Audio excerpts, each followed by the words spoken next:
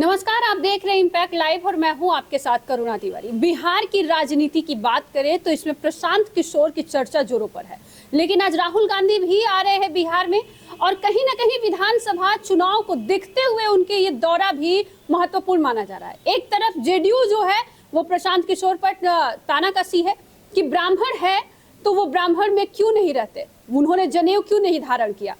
एक तरफ प्रशांत किशोर कहते हैं कि नीतीश कुमार की मानसिक स्थिति ठीक नहीं है, उस पे उनको बुलेट जारी करनी चाहिए, जो बुलेटिन है हेल्थ की। इसको लेकर हम लोग बातचीत करेंगे। हमारे साथ मौजूद है जनसुराज के प्रदेश प्रवक्ता संजय ठाकुर जी। संजय जी, बहुत बहुत स्वागत है। धन्यवाद आपका भी, आपकी पूरी टीम को और आपके तमाम श्रोताओं को जनसुराज परिवार की ओर से हार्दिक शुभकामनाएं, बधाइयां। संजय जी, सबसे पहला सवाल है कि जेडीयू ने कहा है कि प्रशांत किशोर अगर खुद को ब्राह्मण कहते हैं तो उन्होंने जनेऊ क्यों नहीं धारण किया। देखिए, जदयू वाले का मानसिक संतुलन खराब हो गया है जी। जिस तरह से उनके मुख्यमंत्री जी के मानसिक स्वास्थ्य की जांच की मांग की जा रही है, हम तो समझते हैं कि उनके सभी प्रवक्ता के लिए भी यह सूत्र लागू होना चाहिए। प्रशांत किशोर जी ब्राह्मण हैं, कहते हैं जो ब्राह्मण है। आज तक किसी ने प्रशांत किशोर जी के मुंह से सुना है जो हम ब्राह्मण हैं? ब्राह्मण कुल में जन्म लेना क्या इतना बड़ा अपराध है? नीतीश कुमार जी को और उनके जदयू को और उनके भाजपा के लोगों को, गठबंधन के लोगों को मालूम होना चाहिए कि देश भर के ब्राह्मण, देश भर के सवर्ण मतदाताओं का समर्थन नीतीश कुमार को मिला है, तब नीतीश कुमार 20 साल से मुख्यमंत्री हैं। और इस तरह से जात पात का भाव फैलाना, ये जदयू के मुंह में कहाँ से इतना दांत आ गया है? ये वही काम कर रहे हैं जो लालू यादव जी कर रहे थे, जो तेजस्वी यादव जी कर रहे थे। इस तरह से बातचीत को छेड़ना, इस तरह से जात पात का सवाल उठाना। किसी भी जाति का व्यक्ति, जाति से उसकी पहचान नहीं होती। किसी भी व्यक्ति की पहचान उसके विवेक से, उसके ज्ञान से, उसके नेतृत्व क्षमता से, उसके बौद्धिक ताकत से होती है। महात्मा गांधी बनिया थे, सारा देश ने उनको बापू कहा, राष्ट्रपिता कहा। पंडित जवाहरलाल नेहरू ब्राह्मण थे, सारा देश ने उनको चाचा नेहरू कहा। ये डॉक्टर राजेंद्र बाबू हम लोगों के आदर्श रहे। लोक नायक जयप्रकाश नारायण जी हमारे आदर्श रहे, जो कायस्थ जाति से आते थे, लेकिन जनता ने उनको लोक नायक बताया। अच्छा, कहीं ना कहीं एक मिनट सुना जाए। हाँ। इस अध्याय को पूरा करने दीजिए। ये जदयू वाले लोगों को बुखार पकड़े हुआ है। अब ये बतलाइए, जे कर्पूरी ठाकुर जी कौन थे? वो तो नाई जाति से आते थे, लेकिन सारे बिहार के सवर्णों ने, सारे बिहार के नागरिकों ने, अति पिछड़ों ने, अकलियतों ने, सब ने उनको जननायक कहा, उनकी प्रशंसा की, उनके नेतृत्व को स्वीकार किया और उनके समाजवादी दृष्टिकोण को आज आदरणीय प्रशांत किशोर जी भी घर घर पहुंचाने का काम कर रहे हैं।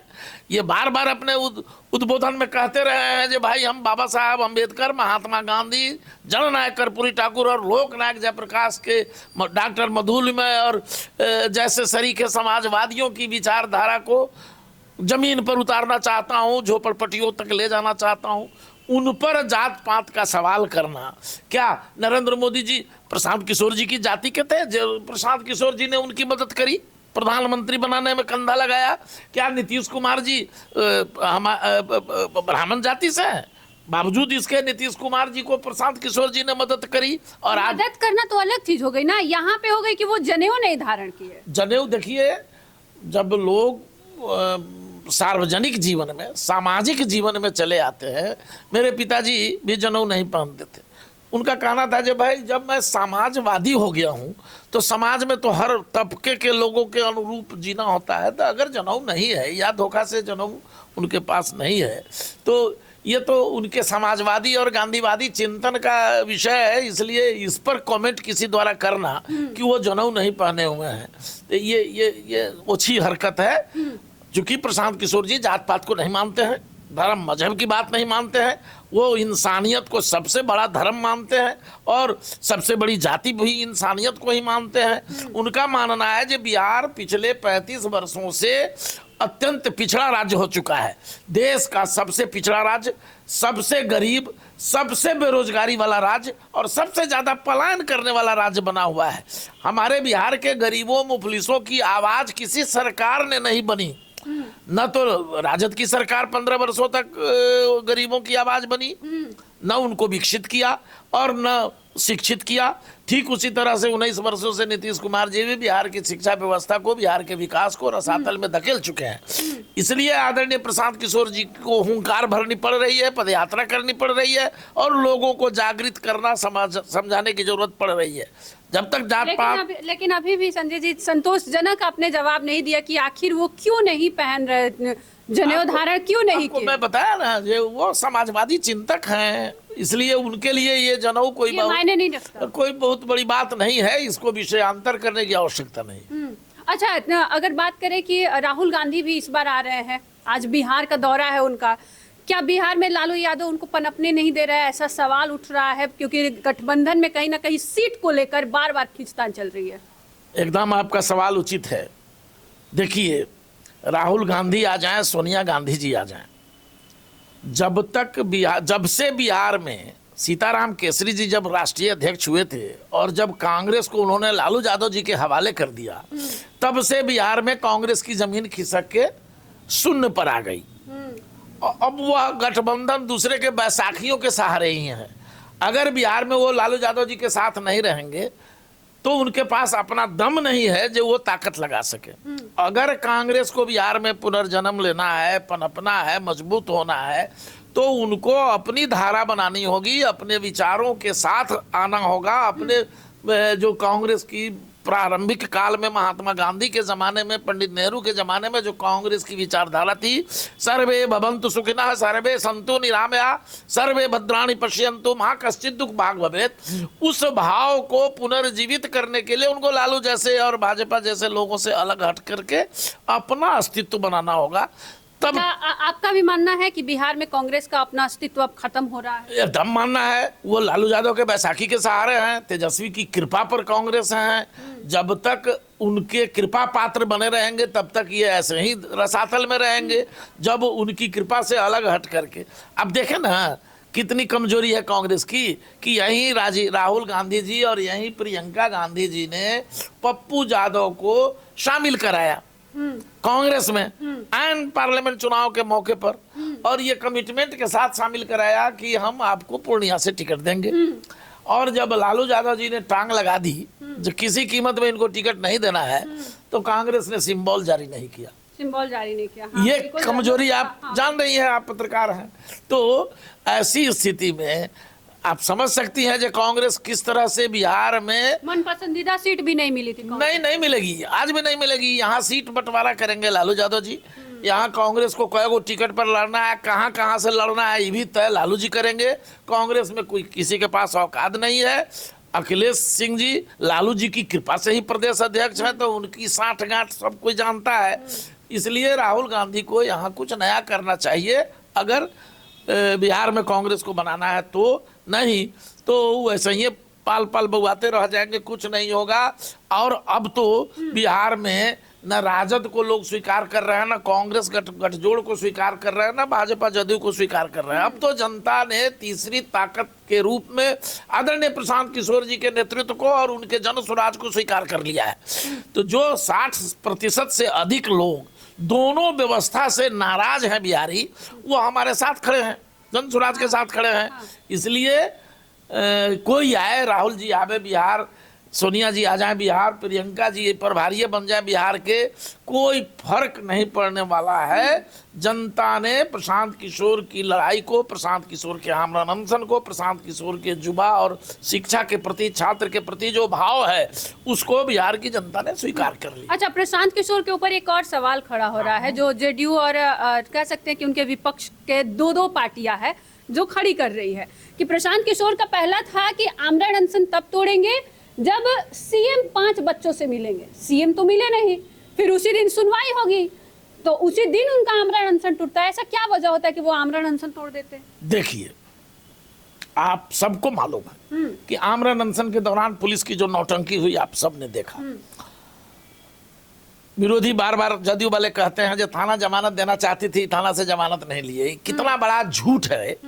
इस बात का प्रमाण है कि जब थाना में गांधी मैदान थाना में जब FIR दर्ज था तो पुलिस जब गिरफ्तार करती है तो उसको सीधे गांधी मैदान थाना ले जाना चाहिए था।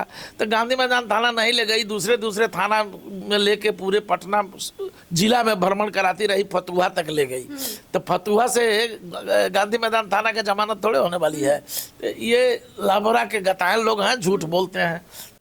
आमरण अनशन तोड़े प्रशांत किशोर, लेकिन उनका एक शर्त था कि बच्चों से मुख्यमंत्री मिले, यानी 5 बच्चों का डेलीगेशन हो और उनसे मिले, लेकिन उससे पहले वो मिले भी नहीं मुख्यमंत्री और उन्होंने तोड़ दिया। तो और एक सवाल उसी में है कि जब वो जिस दिन तोड़ते उसी दिन पटना हाईकोर्ट में सुनवाई होती है। देखिए, आमरण अनशन तोड़ने के लिए उन पर बहुत दबाव था। किस तरह का दबाव? बताता हूँ।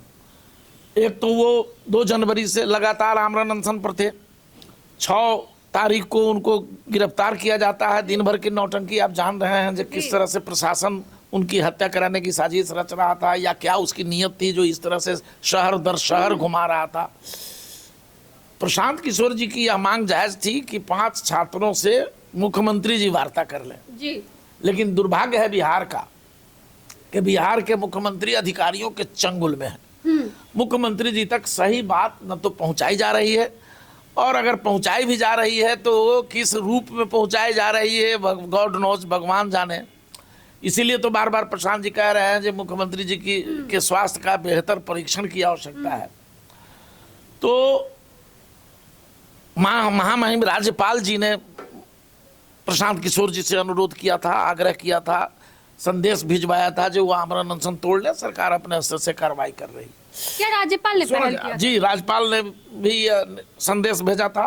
हमारे YB गिरी साहब जो हाई कोर्ट के सीनियर लॉयर हैं और प्रदेश के उपाध्यक्ष भी हैं, हमारे वरीय हैं, गार्जियन हैं, उन्होंने बड़ी, और पवन वर्मा जी जो हमारे पूर्व सांसद हैं, आदरणीय प्रशांत जी के शुभचिंतक हैं, सभी बुजुर्गों ने, सभी जनसुराजियों ने, और छात्र जो आमरण अनशन पर बैठे हुए हैं जिनके लिए संघर्ष किया जा रहा है, उन छात्रों के बड़े जत्था ने प्रशांत किशोर जी से बड़ा अनुनय विनय किया कि आपका स्वास्थ्य ठीक नहीं है, आप मेदांता में भी इलाज करा चुके हैं, आपका रहना बिहार की राजनीति के लिए, बिहार के सामाजिक परिवर्तन के लिए, सामाजिक सरोकारों के लिए जरूरत है, इसलिए आंदोलन का रूप बदल दीजिए, आमरण अनशन को छोड़िए ताकि आप स्वस्थ रह सकें। तो इन तमाम लोगों की अपील को सुन करके अंततः उन्होंने निर्णय लिया कि ठीक है, हम छात्रों की मांग और राज्यपाल जी के अनुरोध को स्वीकार करते हैं। अच्छा संजय जी, एक आखिरी सवाल है। आपने शुरुआत में कहा कि प्रशांत किशोर जनेऊ नहीं पहनते क्योंकि वो एक सामाजिक संदेश देना चाहते हैं, लेकिन अब एक ऐसा भी आज चलने वाला है कि मुस्लिम घरों तक, वो घर घर तक जाने वाले हैं, हरी झंडी आज दिखाने वाले हैं, उसका नाम है बेदारी कारवा मुहिम। ये क्या है? अब पहले यादवों को टारगेट करते हैं, अब मुसलमानों को टारगेट कर रहे हैं। क्या वो RJD के MY समीकरण को तोड़ रहे हैं? देखिए, MY समीकरण को तोड़ना हमारा मकसद नहीं है। वो समीकरण तो टूट चुका है, ध्वस्त हो चुका है। क्योंकि पिछले 32 वर्षों से लालू यादव जी का नेतृत्व रहा हो, राबड़ी देवी जी का नेतृत्व रहा हो, या आज उनके पुत्र तेजस्वी जी का नेतृत्व रहा, इन लोगों ने अकलियतों के साथ भेदभाव किया है। केवल भाजपा का डर दिखाकर उससे वोट लेने और समर्थन पाने का काम किया था। आडवाणी की गिरफ्तारी के अलावा इन्होंने मुस्लिम समाज को कुछ दिया नहीं, न तो उन्हें शिक्षित किया, न उनके मदरसों को बेहतर बनाया, न उनकी मुफलिसी से लड़ाई लड़ी कोई पॉलिसी बनाया जिससे उनकी गरीबी दूर की जा सके, उनको शिक्षित किया जा सके, उनको रोजगार मैसर कराया जा सके। सरकार में जब ये रहे तो एक डिप्टी CM जैसा पद भी उनको नहीं दिया कभी। मंत्रालय में जगह भी दी तो ऐसे ऐसे विभाग दिए जिस विभाग को सुखाड़ विभाग कहा जाता है बिहार की राजनीति में। तो अल्पसंख्यक सदैव से उनके द्वारा ठगी के शिकार होते रहे हैं और भाजपा के डर से ही उनको वोट देते रहे हैं, क्योंकि उनके सामने विकल्प नहीं था। आज महात्मा गांधी के विचारों, बाबा साहब भीमराव अंबेडकर के सिद्धांतों विचारों, बाबा साहब भीमराव अंबेडकर के अलावा जननायक कर्पूरी ठाकुर और लोकनायक जयप्रकाश, डॉक्टर मधुलिमय के विचारधारा वाले समाजवाद को पुनर्स्थापित करने प्रशांत जी गांव आए हैं। इसलिए उनकी दृष्टि में सभी उनके लिए, सभी बिहारी उनके लिए अपने हैं, इसलिए वो तरह तरह का कार्यक्रम अभी आप हमारा सामने देखेंगे। हम सभी वर्गों के नौजवानों को प्रशिक्षित कर रहे हैं, सभी वर्गों के नौजवानों को 1 लाख से अधिक नौजवानों को सत्याग्रही बनाना है। ये अभियान के लिए आश्रम बना है जिस पर कार्यक्रम चल रहा है, इसलिए ये कोई विषय नहीं है। हम बिहार के संपूर्ण उत्थान के लिए आदरणीय प्रशांत किशोर जी संघर्षरत हैं, लड़ रहे हैं।